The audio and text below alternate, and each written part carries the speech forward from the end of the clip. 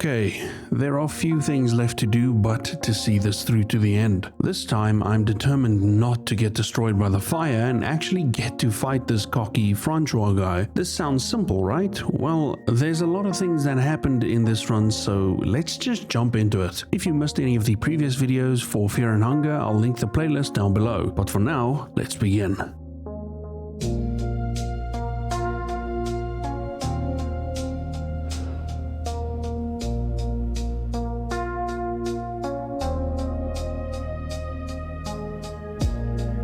So last time I just went in after I fought the nameless figurine and he takes forever to kill. So to avoid this, I'm gonna kill him, take the key from Francois and go to save. I do not want to have this long-winded fight over and over. I defeat the nameless figurine eventually, and I also want to make a detour for that Book of Enlightenment. So let's... Oh my god, that weird angel thing again. I forgot it was here. Yeah, I'm just gonna run again and get past him. Okay, I made it back to this room, so this time let's try to get some meaningful answers out of this. I'm gonna try and keep it a bit simple because it seems like they don't understand what I'm saying at all. So first I ask God. To keep it simple, you know, I just want them to tell me a bit more about the gods. We do not understand the question.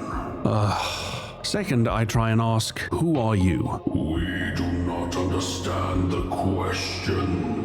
Really, dude? I can't make it simpler. Third, I try to ask, what do you want? We do not understand. Okay, they just seem dumb or something, no? Or maybe I am. Who knows? Anyway, I got the book, so let's move on. I grabbed the key from Francois again and I asked him about his dogs. I've used a couple of generations to breed this magnificent war dog. They are ferocious little bastards. Yeah, I'll say. After I go and save my game and I'm finally ready. Let's do this.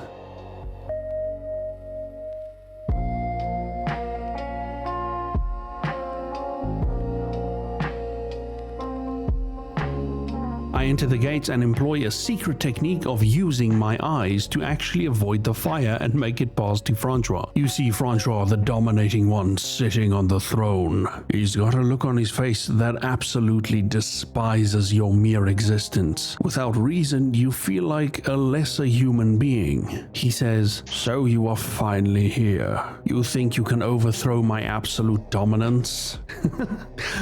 We will see about that. The fight begins and he laughs at me. Francois, the dominating one, mocks you with his laughter. Okay, so this game is practically begging me to talk to him and call him a bitch, right? Even he himself told me to do that. He has some real insecure vibes about him almost immediately. So I talk. You try talking some sense to Francois. And the options here are, what is your origin? Wait, we don't have to fight. Please don't. And prepare to die like a worm. Obviously it's that one. I wonder if the option would have been there if I hadn't talked to his future self. It's actually quite interesting to think about. So I tell him to prepare to die like a worm, and he replies, "I'm past life and death. I'm closer to the gods than no one has ever been." Then I have the option to remain silent like a tool, or I can say, well, this is as close as you get. This is the end of you. Or I can say, of course you are close to the gods. You are standing next to one. Ooh, that one's good. So I pick that one. He replies, "Not in a million years. I recognize a weasel when I see one. You got no spine, no balls. You are nothing to me. You'll just be an extension of my domination once I bend over your dead torso."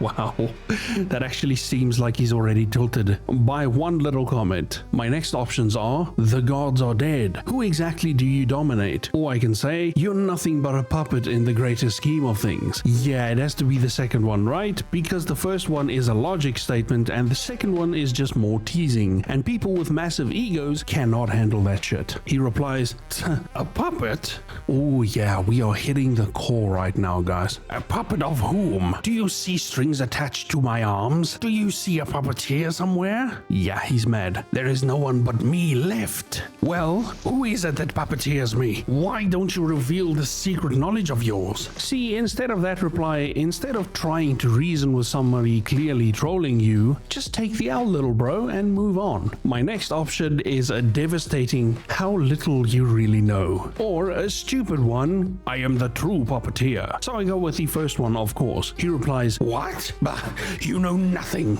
You think I'd fall for your pesky dictum? Francois seems to be in an agitated state of mind. And yeah, that works. That actually stuns him from even taking a turn. At the end of the round, he says, you still haven't said it. I'm really curious on who exactly you think controls me. Please do humor me with your ridiculous claims. So I just do it again, and the same stuff happens, although I notice that if you pick the first option, well, this is as close as you get, this is the end of you, the same result applies. I try out some other options during the fight because it's very easy to get back here if anything goes bad. And yeah, these are the options that I have. None of the other ones seem to have the same effect. As a result, Moonless dies and the girl loses an arm, so I come back to redo it with Moonless this time. It'll take way too long with only the girl doing most of the work. What a way to make what I think might be the last boss easily cheesable, and even leaving hints to do it from himself. They really did him dirty right here, but it's hilarious and a really cool attention to detail, so focused on his personality that his own vanity is his undoing. Genius, truly. After a while of just stunning him and beating on him, he transforms into a golden form. He is still eternally stunned by me trolling him though, so it's just embarrassing for him at this point. And then after what feels like an age, he finally goes down. Francois the Dominating dies.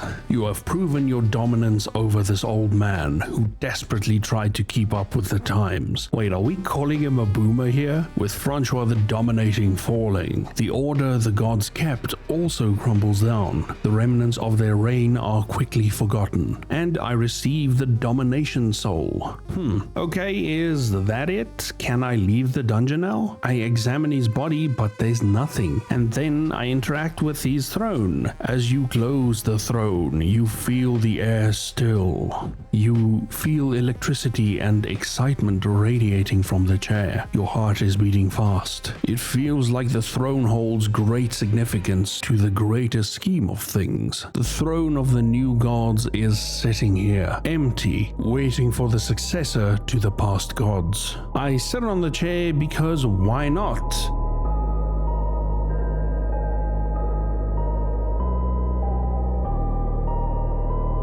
Oh, that's why not.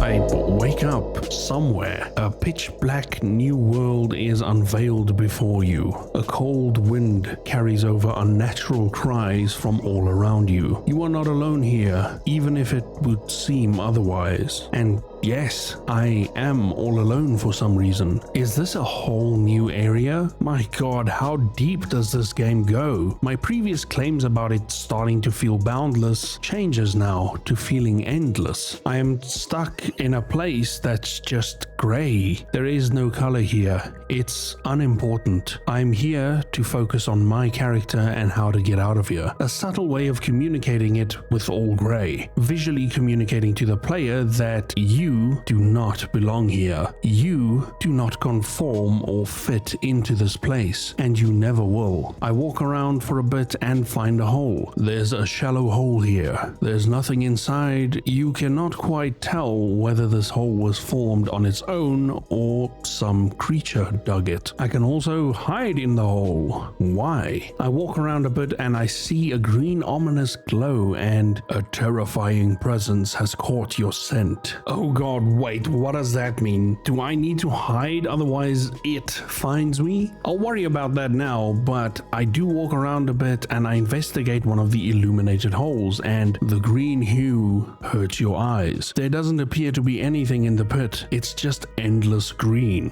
I hear a faint stomping sound ever so slowly getting louder. Okay, I have to find that hole again. I finally do find one and hide in it, and the stomps grow louder but then disappear, and then I hear an otherworldly screeching. So I get out and move towards it, but I find only a red bloody mass of flesh shambling in the darkness. Where exactly have I stumbled in? I find more of these grotesque flesh monsters, but I avoid them for now. The stomping starts again, faintly at first, so I decide to explore a little bit more before hiding. I also found the campfire that I lit just a while ago again. I've just been moving in the same direction this whole time. Is this place some unholy loop for me to try and solve? I hide in another hole until the stomping subsides and wander aimlessly for a while, hiding every time the stomping becomes too loud. I eventually do find a new path, and the screeching is coming from here, and then I see some kind of pterodactyl baby flailing and screaming, and sitting around it is Moonless and the girl. I finally found them. The girl and Moonless notice you approaching. You can see great relief on the girl's face, and she is genuinely smiling at you. I say, "Hey, you're alive." The girl nods. She seems to be in surprisingly good condition. Moonless wags her tail and is seemingly happy seeing you. The girl gives Moonless a smile. I ask, "Did Moonless help you out here?" The girl nods a few times and smiles widely. The distant shrieks carried by the cold winds seem to alarm the girl. I say, "We should get going." The girl is looking very vigorous and ready for whatever awaits you in the darkness. Moonless wags her tail. She's ready. And that's it. We got everybody. And we move on. I wander around looking for something, anything, and hiding again and again when the stomping gets too loud, until I find a path. This one is different. It's more linear and leads somewhere. Did I finally find a way out? Something is slowly rising from the green hue. A battle ensues, and this is Sylvian. Yes, the goddess. What the hell? First I fight the new gods, and now am I going to fight all the old gods? I am no match for this. Like, none at all. The Outlander quickly gets perma-stunned, and the rest of the party, they are not doing well. I can't heal either because my healing is on the Outlander, and also the creature has a tumor growing on it. Oh my god, what is this nightmare fuel? Needless to say, I die. Okay, I have no idea. How do I even start preparing to defeat this? There are a few things that I want to try. I want to try and visit the place that Francois was, but instead in the future. Then I want to beat the angel creature to see if there is anything. I also want to jump down a few chasms around the city to see if there is anything happening down there. And then I want to head back to the Hexen to see if there are any useful abilities that I can teach either myself or the girl. And I could also probably look for more materials, healing, or even better gear if there even is any. Let's get started.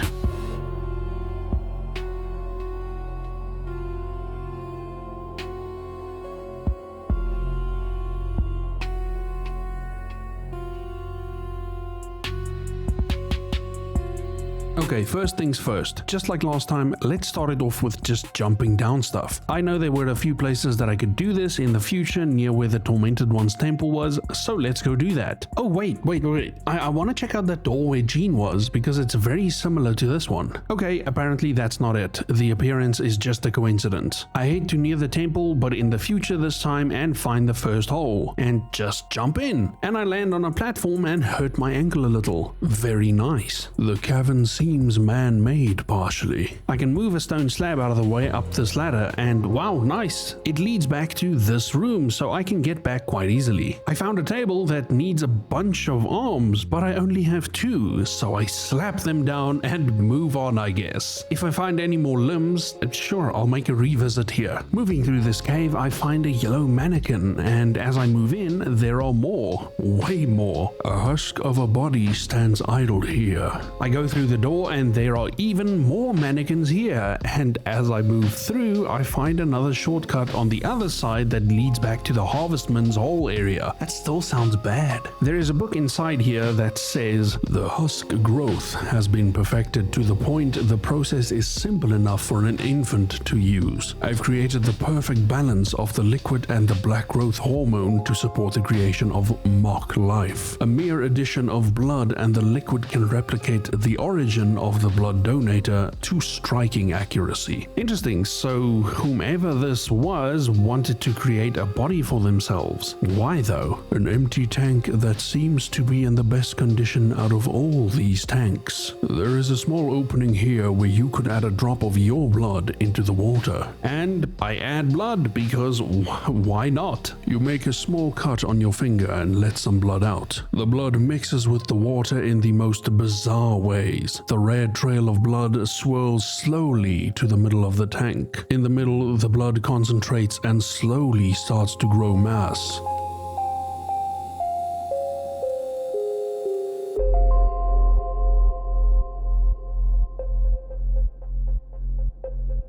A human husk is full grown. The screen flashes a few times and you've created an empty husk of yourself. With blank eyes it stares at you, not realizing the resemblance the two of you share. The husk doesn't seem to be capable of anything constructive. I follow it around while just like harassing it, and then it hits me. This must be the way to save DOS. Oh my god, that makes sense. Create a clone and hang that up instead of DOS. Okay, I'm gonna try something. I'm gonna load up the last save that DOS was still alive and give this a try. I'll be back for you later. Cool, I get back to the cave, clone myself, and head to the Tormented One's palace-y thing. Holy hell, the husk is here. This for sure is the answer. Oh my god, dude, chill, I'm going. I get back to the hanging area and the husk appears. Perfect timing, my guy, and I hang him up instead and explode him, this time with a clear conscience. Then I go fight the Tormented One, and this is just the beatdown of the century. I'm way stronger with DOS in the team. Amazing. Okay, now that DOS is still alive, I'm going to absolutely destroy that weird angel guy. I fight him, and this again was child's play. Super easy, and as I kill him, his head stays around for the show. Hello there. I absorb its soul, and this gives me the white angel soul, and this gives me 2 attacks per turn. So now Moonless attacks twice per turn, DOS attacks twice per turn when I use fast attack, and the Outlander now also attacks twice per turn. Yeah, I'm like twice as powerful as I was. This is awesome. Now it's the nameless figurine's turn. Again, a super easy fight, made even easier by the fact that I have DOS in the party now. We massacre this poor guy, and I think it's justice for him wasting so much of my time by being so tanky last time. I get the key from Francois and explore deeper into this place, and as I move down here, he lets the dogs that were in the cages loose. There is clearly something he wants to hide down here. Thankfully, the dogs don't catch up to me and I make it to the final room. There's also one of these things in here, one of these little ball sacky things. This is my second one that I've found. Now I just need to find the shaft. Either way, I cut it open as well. I'm still not sure what it does. The only thing that I can think of is that it has something to do with that mouth in the village, because that's almost the only question I have left for this playthrough. Okay, now it's time to go bully Francois again. And again, this was a super easy fight, but it was time consuming. Now it's quick and easy. Nice. Once Francois stops crying and is now dead, I sit on the throne and I'm gonna go fight Sylvian again. Oh my god, it is too dark in here, and I have no torches, and I don't have any materials to craft torches either. I have to go find torches somehow. But before I reload, I actually want to see what the stalker is down here, so I wait.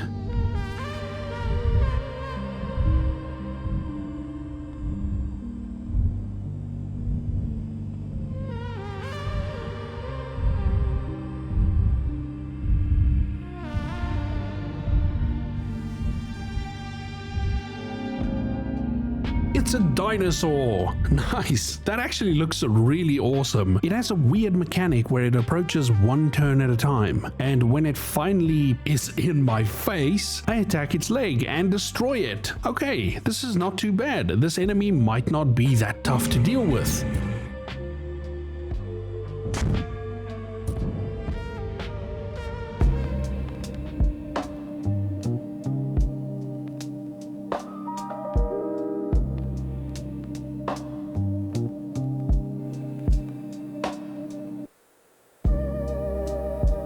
Okay, I've got one torch. I feel like I'm ready. So let's go down to the void and try and find everyone. I have a decent idea where they are, and I have a decent idea where Sylvian is as well, so let's go. I find the weird planky path again, and this leads to Sylvian. I thought my party members were on the same path. Okay, I'm a bit confused now. I wander around for quite a bit and eventually hear the baby dino screams again, and I follow that. Okay, thank God I found them. But wait, okay, it's only Moonless and the girl. Wait, where's Dawes? I thought she would be with Moonless and the girl. Oh God, she's somewhere else, isn't she? While looking for Dawes, I instead find myself wearing a nice little bear costume. That looks so sick, bro. You can see someone greatly resembling yourself on the cliff. I say, hey! There is no answer. No problem, I'll just go f myself instead. This place just became so much weirder. Why am I standing on a cliff with a bear costume? That's actually so weird. As I hide from the dino monster thing, my torch starts running out and I have to restart because that's all I got. So it has to last. Sad, I know. So I start again and I make it back to the void, and this time I move right immediately instead of going up, and I almost immediately find Dawes. Oh, what? I seem to have passed out. You saved me once again. I'm once again the damsel in distress. What am I doing wrong? I've given my all to rise above such petty roles, but every time the fate mocks me yet again. I've tried to stick to my beliefs and high morals through all this nightmare, but what for? If that's what it takes, I'll embrace the darkness. Nothing matters to me anymore but survival. I'll play the game with its rules. I ask her if she's ready to continue. She says, let's go. Okay, awesome. Now I'll get the girl and Moonless and make my way to Sylvian. Time for the final battle. I get to the pools, heal my sanity and heal my HP as best I can, and I also feed the party. And then I enter battle. So it begins. This time I focus the smaller tentacles first. The girl throws my last throwing dart, but sadly it misses, so no poison. The Outlander gets entangled again, but this time I at least have Dawes, so the damage is still quite high. Man, these tentacles are really tanky. I'm not sure if I can do this. The tumor starts growing again just before Dawes destroys the first tentacle. Okay, I'm making progress. Oh, and the Outlander is free now. Time to heal someone immediately. I have the Outlander attack the tentacle while Dawes focuses the tumor. Not sure what it does yet, but it can't be good. Oh my God, the tumor looks like Dawes now. What is going on? The Outlander heals himself, and for the remaining time, the girl will be the healer using every plant or healing item that I have. Tumor Dawes does a move called leg sweep and cuts off real Dawes' leg. Oh, it sounds so weird. And then Moonless gets entangled. Oh man, this is not looking good. I keep attacking and finally the other tentacle goes down. Okay, now we only have the big ones to go. I decide before that, let's take out this tumor first because it's cutting limbs. Oh God, there goes Dawes' other leg. Poor Dawes.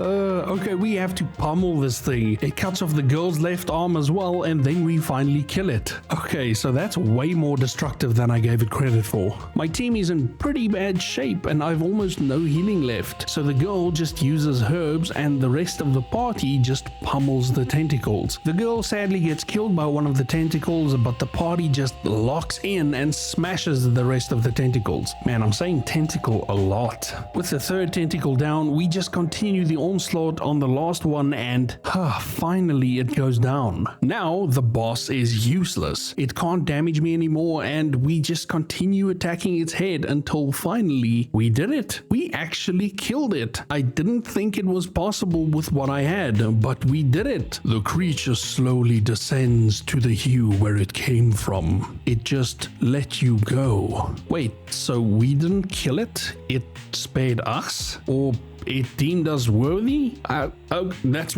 weird. I'm not going to ask any questions. That's weird though, but I'm not going to ask any questions. The girl sadly died, but I wanted to see this through. So I absorbed the girl's soul, and the stone has a heavy aura to it. It's almost too much for you to carry. Is this because she's like a demigod or something? The girl is such an interesting character actually. From the second that I got her, she's silent, willing to follow me into the darkness, and she ends up to be the child of a new god. Such a weird story, but fascinating. Okay, I'm ready. I heal up my sanity and heal as best as I can and move on. I find myself with the delightful bear costume. So this is how you get here, okay. Oh wow, I just noticed Das is following me by crawling.